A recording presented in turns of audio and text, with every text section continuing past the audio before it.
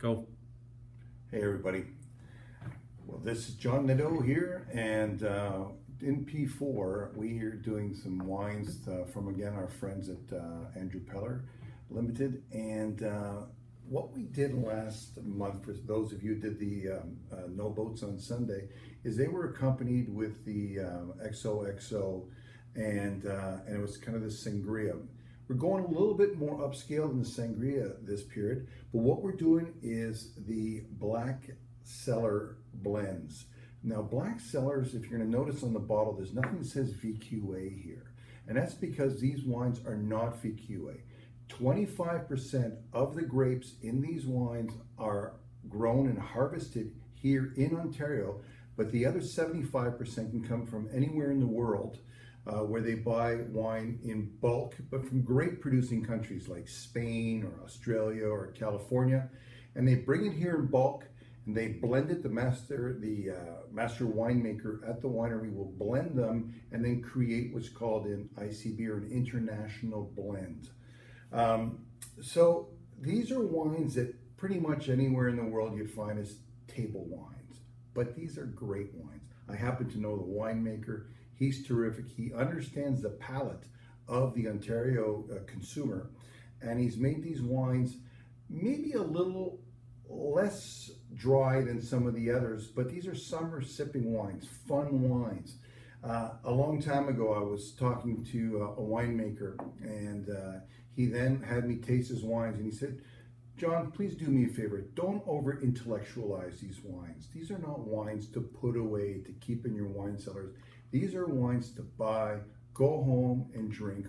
Or what I'm going to get to is these are summer wines. These are wines for the barbecue. Not expensive. They're $11.95, and they go on and off.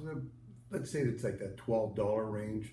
You buy a couple of bottles of wine under $25. So one of the keys here when you're doing the tasting is always try to sell one along with the other, because if someone is bringing this to a barbecue, it's summer, of course they're going to be going to barbecues or hosting a barbecue. If you're going to have one, there's always going to be a salad. There's always going to be someone who's just going to enjoy whites better than reds, so it's best to just sell them as a pair. So I will taste them. Of course, this is something I'd like you to do sort of behind the scenes, and it's always good that you taste the wines before you go out for your shift. And if you have an opportunity, have the staff taste them as well in the back room.